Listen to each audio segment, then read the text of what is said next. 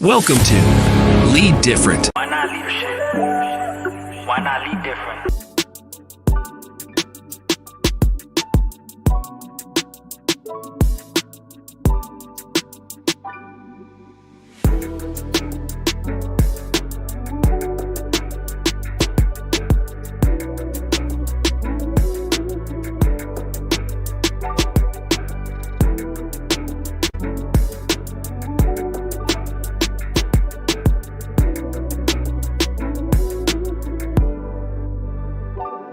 Welcome to Lead Different, the podcast that redefines leadership and challenges the status quo. Hosted by Daniel Dominguez, founder and CEO of Why Not Leadership. This show is your compass to becoming a better leader through the power of self-awareness. Good leaders foster teams that are engaged, empowered, and energized. Join us on this transformative journey as we equip you with the tools and insights to lead different. Get ready to challenge the ordinary and embrace self-aware leadership. This is Lead Different. Subscribe now. Discover a new era of leadership. Lead different, because great leaders change the world. Hello, everyone, and welcome to the Lead Different podcast. Today, we've got an outstanding guest, a gentleman whom I met this summer at the Colby training in Chicago, Illinois. Adam Bliss, who is the owner and chief vision officer of Right at Home of Southern Arizona and Southern Nevada. After spending almost 2 decades working for large consumer packaged goods manufacturers and retail consulting firms, Adam found the courage to become an entrepreneur and started a business. He left his job in Minneapolis, Minnesota, and moved back to Tucson, Arizona to begin an in-home senior care agency with his wife, Cola. That experience both tested his mettle and created an opportunity for growth that never would have come in any other way. Adam credits this decision as one of the 3 most important of his entire life. So we already have that why not moment from Adam that we're going to definitely spend some time on. The other thing I want to make sure I let you guys know before we bring Adam on is the Lead Different podcast needs your help. We're growing very fast, but make sure if you're getting some value out of the podcast, make sure you take a moment right now, pause the recording and go hit the bell. Make sure you follow us. Make sure you comment. If you get something out of today's podcast, let Adam know, let me know, so that we know that you're listening, and let your friends know about the Lead Different podcast. We interview leaders every single week, and we want to bring topics to you that are important. So let us know what you're looking for.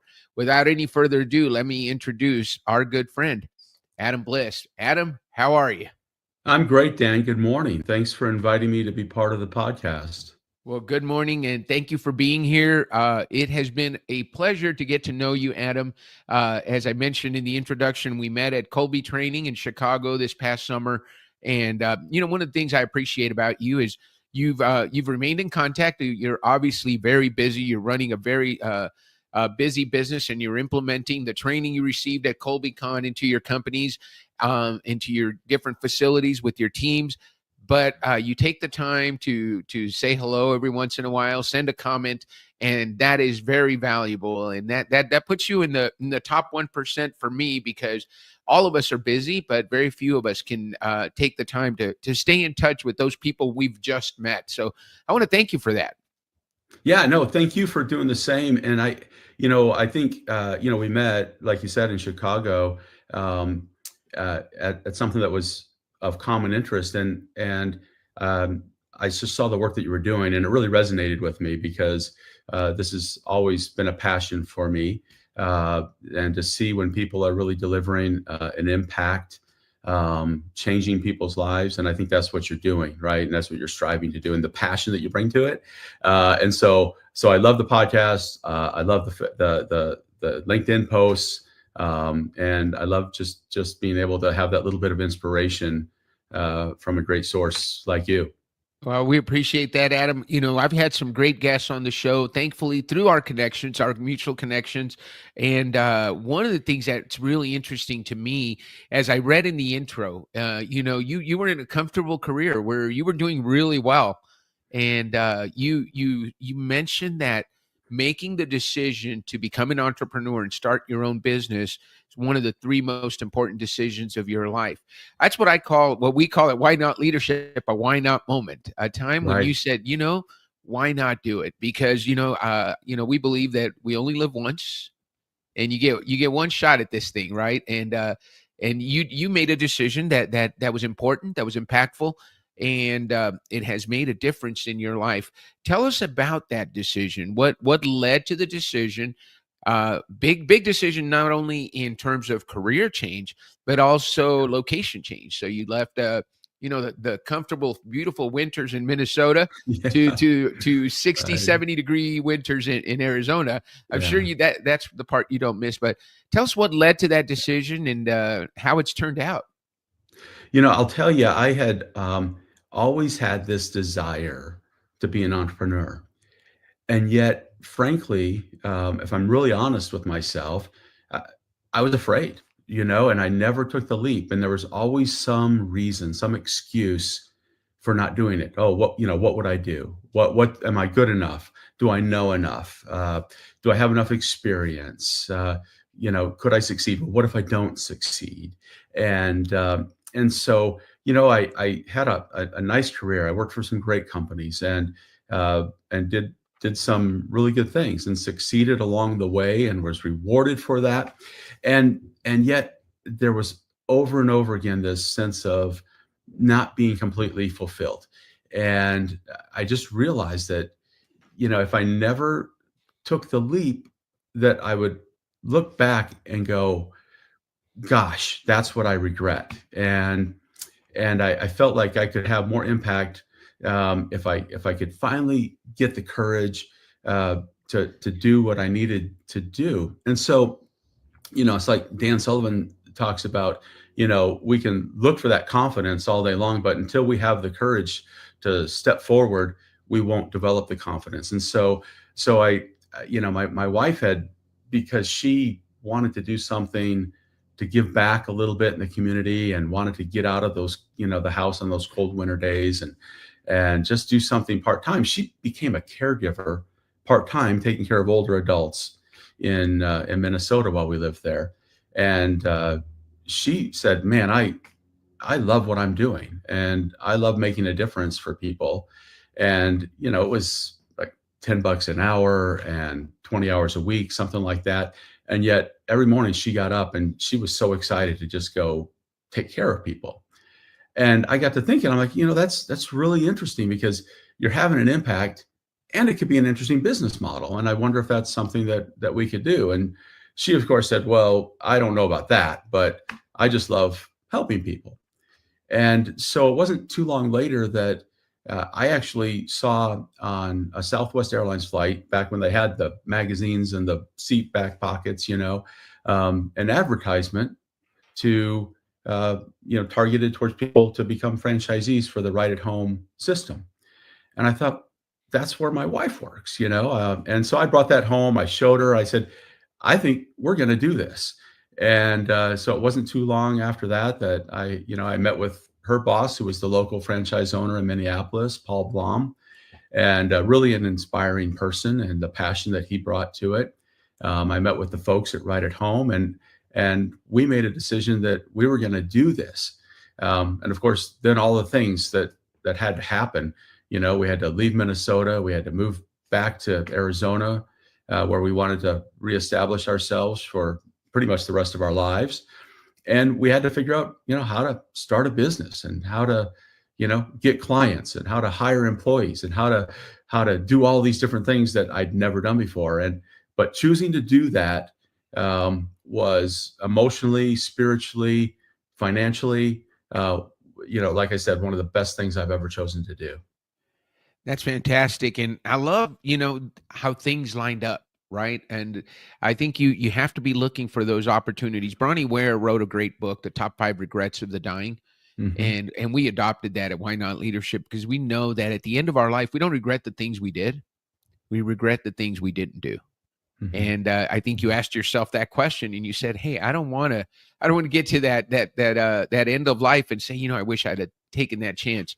So then you see the ad in the Southwest Airlines flight. Your Yeah, wife is yeah. actually working at Right at Home in Minneapolis, and Yeah. So you have access to the franchise owner, and you have access to more information, which is something you need. And we'll talk about that too, because we Yeah. know that when it comes to the Colby, which is the training you and I took together, you're a high fact finder. And when Yeah. you took the YOS, which a lot of the people who are listening are familiar with the YOS discovery, we discover your why, how, and what. You have two of the highest fact finding whys in your top three. So your why is make sense, your how is mastery, which means you like to dig deep and learn things at a deep level, and your what is clarify, which means you clarify things. You thrive in clarity, so you ask questions. So having access to that franchise owner, I'm sure was a blessing, because you could ask him all the questions you had, so that you felt comfortable, so that it could all make sense to you. Tell us a little bit about that, because I think when I look at your success in the world that you lived in before, and probably in the world that you're living in now, probably has a lot to do with the fact that you're a great fact finder, and you get the information necessary to make really good decisions, and you're clear. So tell us how. I would love to hear your thoughts on the YOS results, Mhm. and then how that has impacted you in your life, just knowing it, but also looking back where that has come into play. Yeah, it's really fascinating for me because when I did the YOS, and I saw the result, I went, "Yep, that's me. That is so precisely how I operate and where I find strength and confidence in approaching problems, challenges, and opportunities in my life." And so, yeah, I really am, I think. Uh, Skilled at taking the complex and making it simple, and being able to have a really clear understanding of what is it that we want to accomplish and how do we want to accomplish it, and taking and sort of synthesizing a large amount of complex pieces of data and filtering out the things that don't really matter. And so oftentimes people in a like that Colby fact finder, they can really get stress themselves out with sort of uh, paralysis by analysis, and I can do that, but most of the time I think because of what I'm seeing here in my why, I'm able to make sense of that, and put it into places and into buckets, um, and do something with it rather than just have a bunch of data. And so that's what I found is really powerful. And so I remember one time, uh, right after being a recent college grad, I had a job at a healthcare firm in Tempe, Arizona, and I was hired in to write systems documentation. It was a boring job, right? But I'd had an English degree, and they hired me to write technical documentation for software they developed internally. But what I actually found was the programming staff, they really didn't get the business needs of a lot of the end Right. users. And a lot of the end users were frustrated with the IT department because, like, why can't the programmers just make this button work the way I want it to work? And Right. I found my strength was um, in going, hey, what is it that you need? And I could explain that to the technical staff, and I could go Right. back from the technical staff and say, hey, end users, here's the technical requirements in order for that to happen. Does this work? Does that work? And I could Yeah. I could sort of be that filter for the two. And I think that's when I really started to discover that, hey, making sense of things, putting things together, translating, that was really a superpower for me. And it really Right. paid dividends for me throughout my entire career and starting a business. Yeah, when I looked at your results, Adam, and they're genius results, and of course, as I say that, just like Colby tells us, what great results you have. Well, with the YOS, there's no bad results, but when I looked at and what you explained really brings it to life. Your ability to make sense of things is really good. I share that why with you. It's my what. But one of the challenges that makes sense people have sometimes is that they're quick to make decisions, and they can take all that information and it makes sense to them, and then they move forward. So when you're the leader, and Right. for me it was in the military, when things would make sense to me. I was ready to move forward. And if you're not careful, you're moving forward and everybody behind you is saying, wait, what are we doing? And now you find yourself alone on the battlefield because it made sense to you, but you didn't take the time to explain it to them. With you having the what of clarify, I think you probably have a natural gift to say, hey guys, does that make sense? And making sure you ask questions so that the people that are following you aren't saying, hey, Adam's off on his own. He's doing his own thing. We don't know what he's doing. But I'm sure that you've grown into it. Maybe Sharon, have you had an example where something made sense to you, you made a decision and you're moving forward and everybody on the team is going, what the heck is he doing? And then a time where you took the time to clarify it. Yeah. I mean, here's the thing is that it does take some growing into. I think that's the term you used. And while I'm good at clarifying, I have to do it consciously because I can really easily get caught up in my speed of thought, my speed of action, and it's not that other people can't keep up. It's just they're operating in a different way, right? They've got a different why, and they've got a different what, and so for them, and for me, for us to have that connection and go together, I have to pause. I have to consciously pause, look around the room, and say, are we aligned? Does this, make sense to you as well? And allow people an opportunity to ask questions. And so the people that I know really well, I can understand like, hey, I know I'm going to need to share this in a different way or provide additional information to this person to help them come along with me so that we can go at the same speed and accomplish what we're trying to accomplish. And I mean, just recently in a weekly leadership team meeting. We meet every week for 90 minutes as a leadership team. Most of that time we're spending identifying, discussing and solving issues, in our EOS operating system model. Right. And I oftentimes, have to just remind myself, don't speak, right? I can see a path, I can see an answer, but I need to hear from everyone else, right? I need them to own it. This is theirs as much as it is mine. And so, and sometimes they're hesitant, not so much anymore. Oftentimes now I get responses like, yeah, we're not going to do that. And I'm like, you just told your boss we're not doing what he wants to do. And I love that, because that means you get it and you're engaged. But in the past, oftentimes people, I bring a problem to the table and I could see options and ideas, but I didn't know if they were the right ones. And so I would ask for input and it would be, that proverbial crickets. And so I took to saying, look, guys, if you're not willing to share ideas and help me with this, then we're just going to have to go with my idea because that's the only one we have. And I'm not sure it's the best one.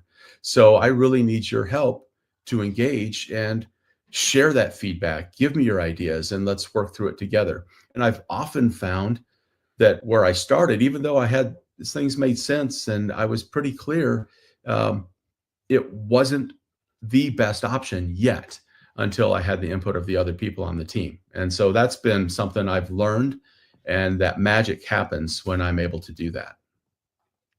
Love that. Thank you. That is a beautiful example. And there's so much in there, Adam, that I want to make sure we talk about. Number one, you bring up a point that whenever I coach anybody with the why of make sense, I always remind them of the fact that it doesn't mean you're smarter than everybody. We're all intelligent in our own way. But your processor runs faster than everybody else's. Right? When you have the why it makes sense, you process information faster than everybody else. Will everybody get there? Eventually they will. They just run at a slower speed. And so what you mentioned is perfect. You give people time to process because you've got the answer. It's at the tip of your tongue. And to hold yourself back takes discipline to not say, hey, this is what I think we should do. The other thing that is, I think, is a great leadership trait is giving people the psychological safety to be able to say, no, we're not doing that. And when you surround yourself with the complementary staff that as EOS asks you to do and Colby helps you do and YOS does too, making sure that, if you're a high fact finder, you position, you put people around you that are going to help you make decisions faster. When you're the person that makes decisions fast, you put people around you that are going to slow you down and make sure you don't make bad decisions. But once you've got those people in place, giving them the power to say, no, Adam, we're not going to do that because X, Y, and Z. It takes some time to build. What's the key that you think moved you? And I like the kind of short speech you gave where you said, guys, if you don't give me feedback, I'm going to go with my decision, and my idea may not be the best idea. So it takes a little bit of humility on your part to say, hey, I'm not the smartest guy in the room. That's why I hired you guys. But what does it take to build a culture where people feel comfortable saying, hey, no, Adam, we're not doing that, and know that it's going to be respected and implemented if necessary? Yeah. I think one of the first books I ever read on the subject of leadership, and that's still, I think, top 10 would be Dr. Stephen R. Covey's 7 Habits of Highly Effective People. And in that book, one of the things he spends a lot of time describing is emotional bank accounts, right? And making deposits with people that we have relationships with, and then those withdrawals on occasion. Now, the withdrawals are oftentimes maybe a negative experience, or maybe they're just a time when I may have to make a decision quick and can't consult my team. But because I'm on a daily basis trying to make deposits, and they're making deposits into my account, then when we have those little glitches, when we have the challenges, when we don't agree on something, we have a foundation where we can work through it. And I found that that's really, really important. So I'm consciously thinking, sometimes I actually am telling myself, okay, I that was a withdrawal, and that wasn't the best me. And so I'm really grateful that I've been making deposits, and that leaves a relationship here that can be healed, that can be, that can be fixed, and that we can get through a tough moment, whether it's because of me or because of someone else. And we can maintain the trust that we've developed over time. So I don't think there's a quick fix to leading. I don't think there's a quick fix to trust in an organization. I think it's that daily making deposits into each other's bank accounts, so that there's that trust ongoing, and that strength that comes over time. The one other thing that I would say that's really important and that has been critical for us is, we've really together as a leadership team aligned on core values and our core purpose.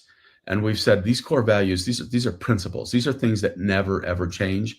We will never change these. Every decision we make will be rooted in, does it align with core values? And if it does not, then we know the answer, and we're all committed to that up front. And the same thing with our core purpose. What are we focused on? What do we want to have happen? And if we start to stray from that, we can remind each other we're getting off course. And so that also builds this trust, and it builds this foundation of purpose and wholeness, I think, that we really need. And so, things get troubling, right? Things get difficult, and we might be tempted to make a choice that's not aligned with those things. And we can say, oh, we're not doing that. We're going to remember we're all in this together, and we've committed together. So we're going to stay focused that way. That makes a lot of sense. So what are two things that you brought up that are really important, and for leaders listening, I want my clients that I'm coaching to listen to that, because I really love the idea of deposits and withdrawals, and just like in business, we want to have a positive balance, right? So Absolutely. The more deposits we make for that one time where we lose our temper, or we say something out of line, or that one time we make a hasty decision that's the wrong decision, you want to have enough deposits in there to cover that with that big withdrawal that you're going to make when you make a mistake, or you do something publicly that requires grace from your team. But the important thing is that it's not it's not just I've made enough deposits, so get over it, right? That can't be the approach. It still has to be that that you have to acknowledge, you have to be vulnerable as a leader. And I think that's one of the hardest things, thinking about this conversation. I think, if you think about one of the lessons learned as a leader is that, and for me, I had to learn that I feel like early on that there's this expectation that I had to always be right, that I had to always know the answer, that I always had to be in charge, and that's not actually it at all. My job is to help other people do what they do best and be who they are naturally and support them in their work. That's my job, is to open the doors, right? To get things out of the way for people. I don't have to be right. I don't even have to be involved in most of the decisions on a daily basis. And, like, for example, one of the things that was really hard for me as I started to build a team in this business, we started 12 years ago. And for the first couple of years, if the phone rang, it was for me, or it was for Cola, my wife. We handled everything. And as I got that really good advice that, hey, you really need to find some who's to help you with accomplishing things, or you're going to be stuck and you'll never grow and you'll never get to where you want to be. And as I started to do that, then all of a sudden one day I realized the phone's ringing. Nobody's asking for me. And at first that felt a little bit like, well, but, I own this company, and I'm the boss, and what's going on? People are calling and if I answer the phone occasionally, they'd say, oh, well, I need to speak to, somebody else that can really help me with this. And I'm like, oh, well, okay. So it took a change, a shift in my mentality about that. And now I love it. I love that nobody calls to ask for me, because there's so many other people who are better equipped to do what we're doing every day. And that's really, a leadership lesson for me, is that I don't have to touch everything. I don't have to be in charge. I just have to, as Simon Sinek says, take care of those who are in my charge. And that is what I love doing every day. I will bet that probably 90% of the work I do with leaders when I'm working with a client that I'm coaching is helping them understand that other people can do things as they can, if not better, right? So whether it's a young entrepreneur or an older person who is new to entrepreneurship, finding those who's is so important. So great wisdom to share on your part. The other thing is I can see it just even in your demeanor, Adam. Your hair's not on fire. And and you've got a big business in 2 different states. How many facilities? So we have 4 different office locations. We provide in-home care for older adults who live in their own homes. And so, a couple of hundred employees, and most of them are field-based, and they're out there. So all kinds of things could go wrong every day, and my hair used to be on fire all the time. And now whenever it starts to catch on fire, I just go, wait a minute. I've got a whole team, a leadership team, who can handle this stuff, and they're so much closer to it than me, and they do it so much better. So they prefer that I'm a layer away from much of the day-to-day chaos, because they're like, just calm down, boss. So we got this, and as I've learned to do that more, it's so much more help. Here's an example, Dan. So we have an operations software that manages our schedule, all of our client information, caregiver information, and that's where everything's managed on a day-to-day basis. And as a system, if it sends out some automated messages to our employees, they can respond to it, and sometimes they'll respond with the craziest things, and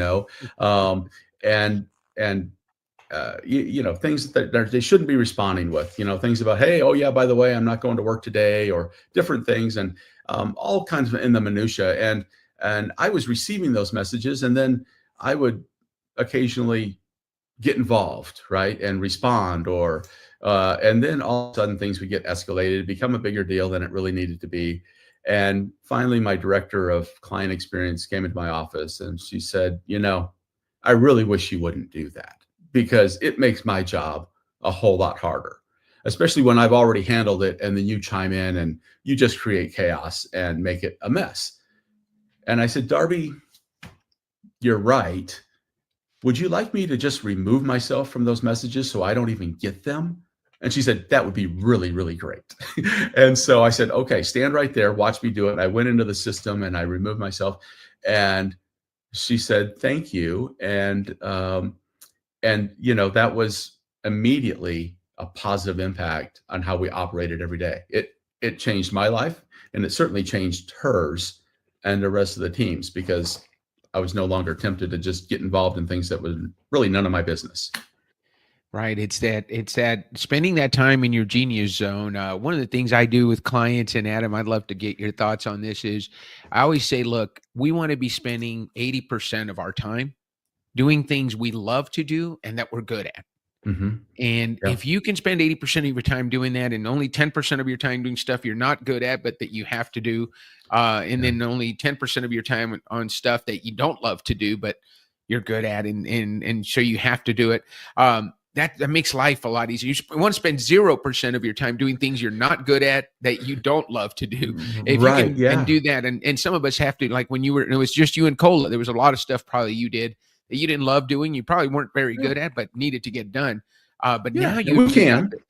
Yeah, we can do that, right? But you're absolutely right, and I think that's one of the principles that as in strategic coach, I'm part of Dan Sullivan's strategic coach world, and and that's one of the principles that he teaches is, you have to, as an entrepreneur and as a leader, as a founder, even as a manager, in another organization, everybody really has to find their unique ability, and start to leverage that. That's the superpower.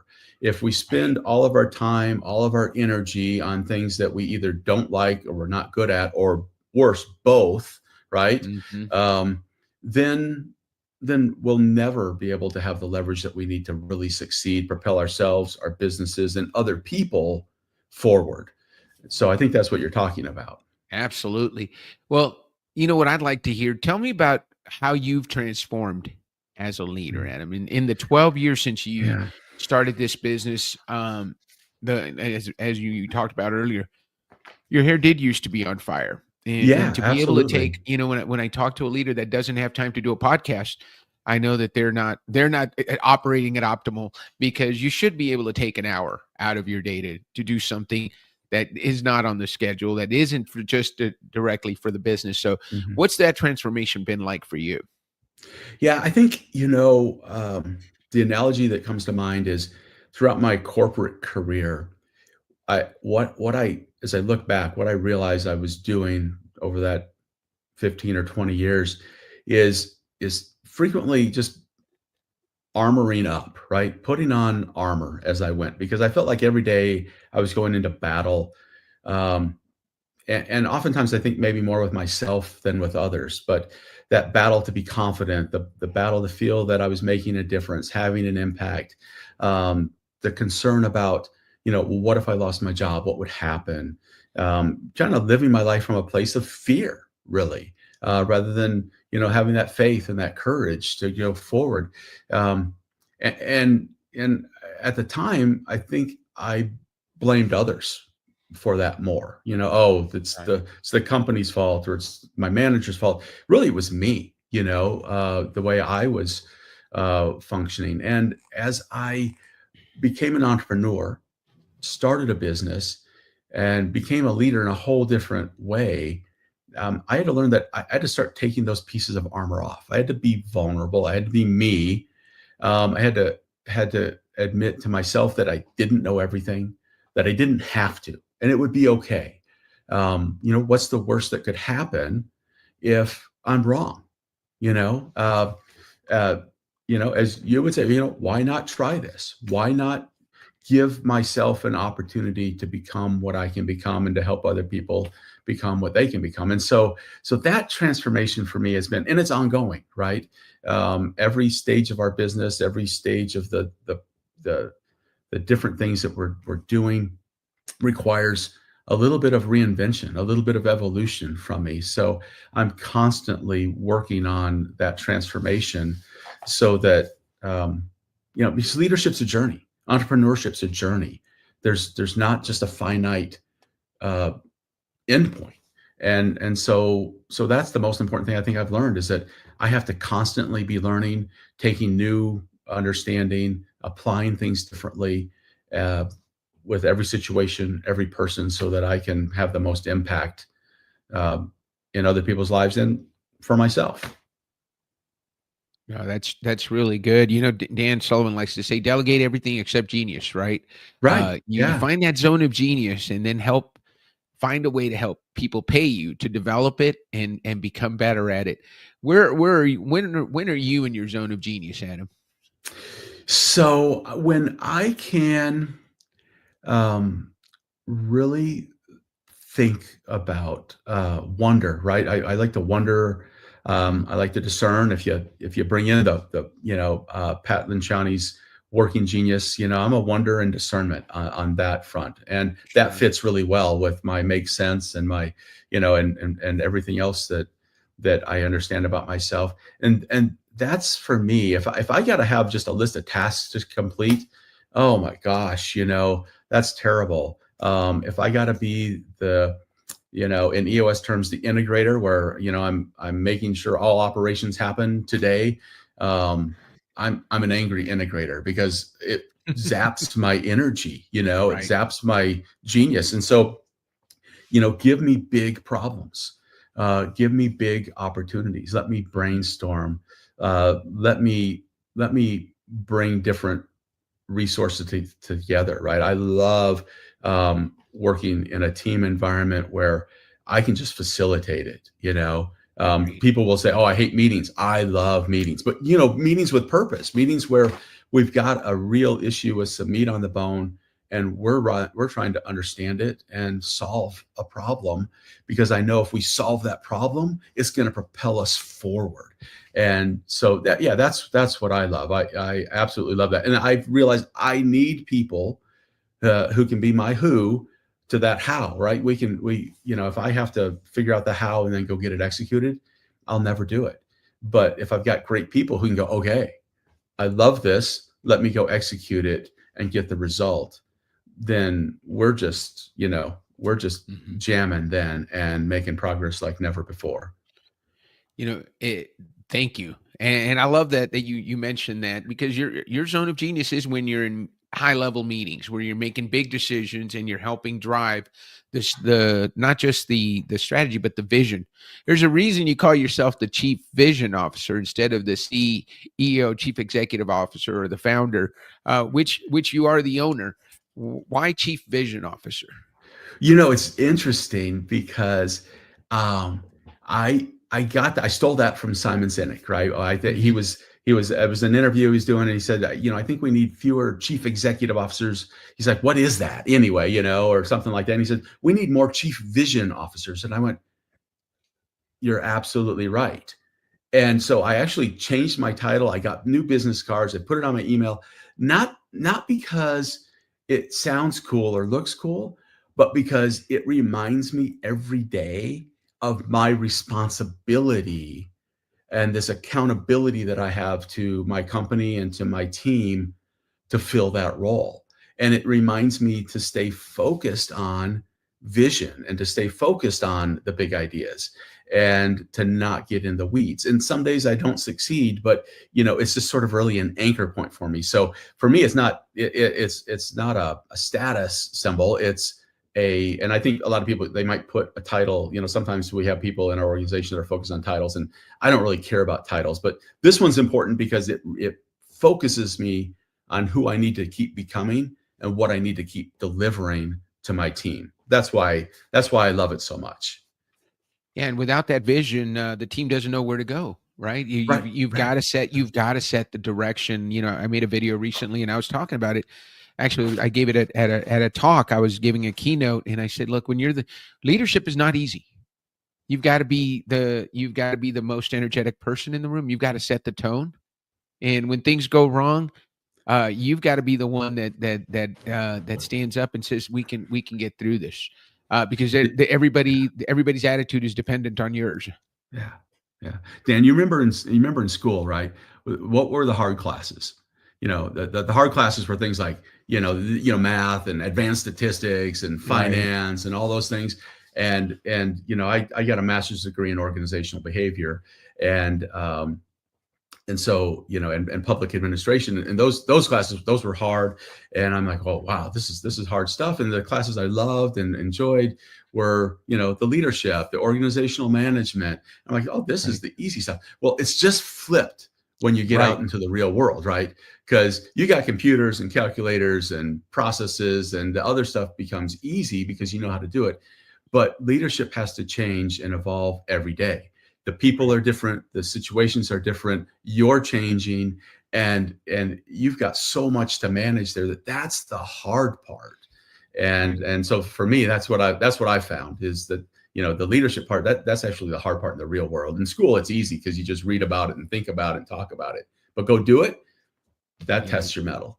That is a great shift. I was blessed with being in the ROTC at the same time that I was in college. So leadership wasn't just a theory. We got to employ it, right? And we had to go and make it work. And you're either a leader or you're not. And if you didn't succeed as a leader, you didn't make it through ROTC. Right. It's interesting that you say that, because you're absolutely right. The classes that were hardest, that's easy. It's easy to calculate profit and losses and all that stuff. That's like you said, there's calculators, there's algorithms you can plug, but the people side of it, that's probably the hardest part. And if we pay more attention to that, that's fantastic. I love that insight. Let's talk about this before we run out of time. Tell us about your biggest why not moment, Adam. We're why not leadership. So we want to talk about a time in your life you said why not to something, and you're so glad you did. Yeah, I mean, I think, I have to go back to, what one of the most important, again, is this choice to start a business.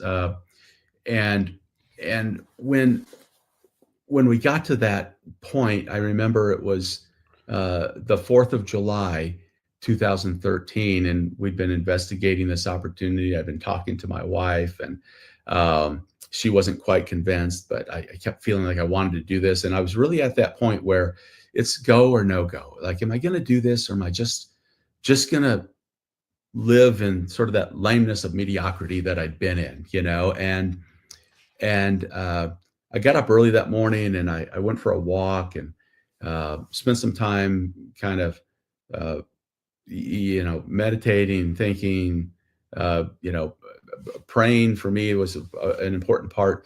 And I remember just the feeling, the sense I had, and it was almost those words. It was almost, why not? Like, what do you have to lose?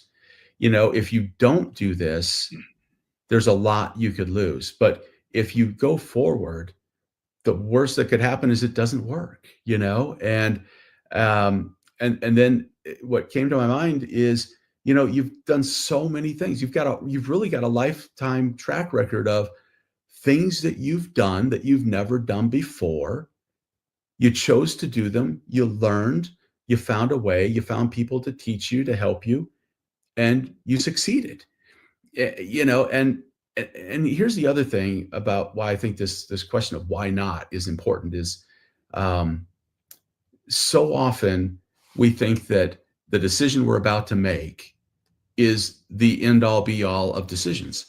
And it's usually not. Is it moving us in the right direction? Most of the times I've chosen to do something, it moves me in a direction, and it turns out that's not the end of it, right? That's not the ultimate place that I'm supposed to end up, but it opens a door for me so that I find another opportunity, another person, another skill, and it moves me yet another direction. But if I'd never taken the initial action, I would have never gotten there. And so clarity really doesn't come until we start taking action and moving forward. And that's how we make progress. So I think it's such an important question. Why not? Hey, you brought something up, and I want to make sure we spend some time on it, Adam. You mentioned prayer, and I think I've been called recently. Just has so happened that I've been asked to talk on faith and leadership. What role? And I like this question, and I hope you feel comfortable answering. Absolutely. Because you mentioned you prayed before making that decision. What role has your faith played in your leadership development? Yeah, I think so much. I mean, I think, faith is really,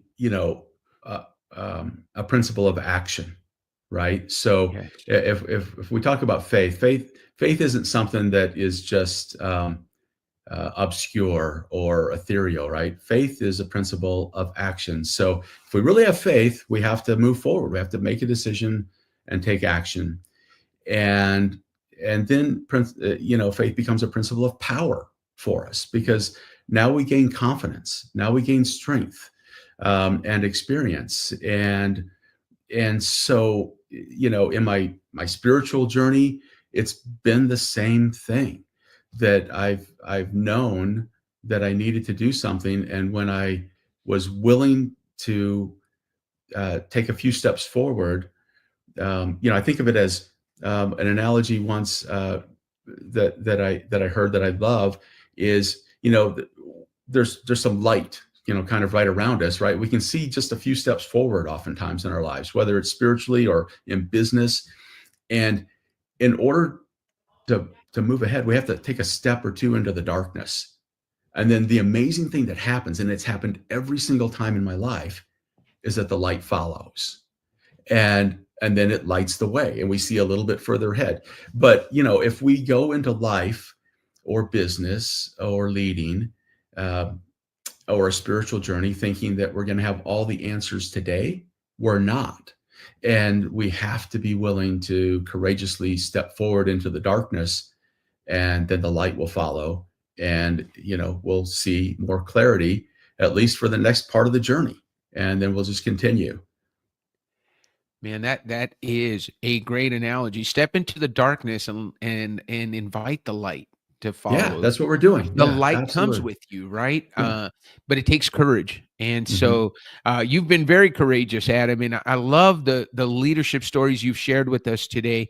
I would love to just, number one, let me thank you for being on, for being so open, and for sharing so much wisdom with us. I love the fact that not only are you, a CEO and a founder and a chief vision officer, but you're also a client. You are getting personal coaching and leadership coaching.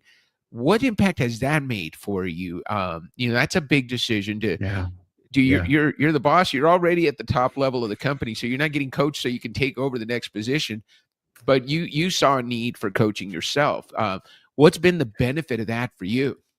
Yeah. And I mean, I think, if you think about it, all people who are at the top of their game are only there because they're continually being coached.